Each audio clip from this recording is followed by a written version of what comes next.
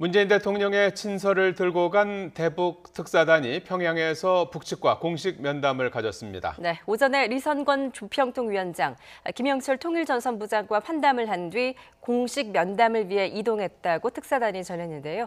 김정은 북한 국무위원장을 만났는지 관심이 쏠리고 있습니다. 네, 취재기자 연결합니다. 임성호 기자.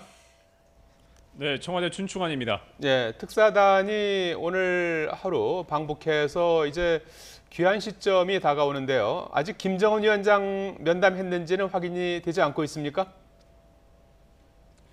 네, 그렇습니다. 말씀하신 대로 아직 이 특사단이 김정은 국무위원장을 직접 만나서 이야기를 나누었는지는 확인되지 않고 있습니다. 특사단은 오늘 당일치기로 평양을 방문했는데 이 저녁 시간에 접어들면서 귀한 시점도 다가오고 있습니다. 하지만 아까 오전에 온 내용 말고는 특사단의 추가적인 활동 내용은 아직 전해지지 않고 있습니다. 청와대는 대북 특사단이 오늘 오전 10시 22분 이후에 북측과 공식 면담을 하러 이동한다고만 전해왔다고 밝혔습니다. 어디서 누구와 공식 면담을 하는지, 김정은 국무위원장은 직접 만났는지도 아직 전달을 해오지 않았는데요. 다만 특사단이 이렇게 누구를 만나는지 언급을 안 했다는 점 자체가 주목을 받고 있습니다. 이 바로 김정은 위원장을 만나기 때문에 면담 장소 또 누가 면담하는지를 비공개하는 것이 아니냐는 관측이 나옵니다. 네, 이제 잠시 뒤에 특사단이 도착을 한다면 알게 될 텐데 그럼 지금까지 알려진 특사단의 공식 활동은 어디까지인가요? 네, 특사단이 오늘 아침에 출국해서 또 평양에 도착을 했다. 그리고 그 이후에 공식 면담을 시작했다라고만 알려진 것이 공식적으로 알려진 일정입니다. 아침 7시 40분쯤에 성남 서울공항에서 공군 2호기로 출발했고 오전 9시쯤에 평양 국제비행장에 도착했습니다. 이 공군 2호기에 탑승하기 전에 잘 다녀오겠다고 인사를 하는 정의용 안보실장의 옆으로 천혜성 통일부 차관의 묵직한 가방이 눈에 띄기도 했습니다. 여기에 문재인 대통령의 친서가 담겼을 것으로 예상되는데요. 특사단이 김정은 위원장을 만났거나 혹은 만나게 된다면 문 대통령의 친서를 직접 전달할 것으로 보입니다. 이 친서에는 한반도의 항구적 평화 정착을 위해 우리 정부가 변함없는 의지를 갖고 있다는 점을 확인하고 또 북한의 비핵화 조치도 중요하다는 걸 강조하는 내용이 담겼을 것으로 보입니다. 특사단이 오전 9시에 평양에 도착하자 리선권 조국평화통일위원회 위원장과 통일전선부 관계자들이 맞이했습니다.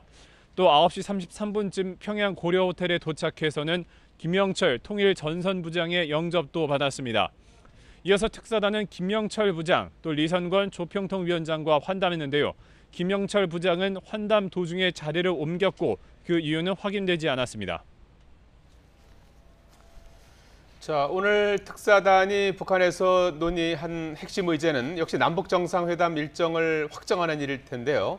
여기에 대한 추가 보고도 없는 상황이죠? 네, 그렇습니다. 방금 말씀하신 이 핵심 의제인 이달 남북정상회담 일정과 의제를 확정하는 문제도 이 대북 특사단이 돌아와 봐야 알 수 있습니다. 다만 어떤 문제를 이번 이 공식 면담에서 다룰지는 어제 정의용 실장이 기자회견에서 얘기를 했는데요. 이번 방북에서 남북 정상회담과 일정과 의제를 확정하고 또 두 정상이 합의할 구체적인 남북관계 발전 방안도 논의하겠다고 말했습니다. 완전한 비핵화를 통한 한반도 평화체제 정착 방안도 주요 의제입니다.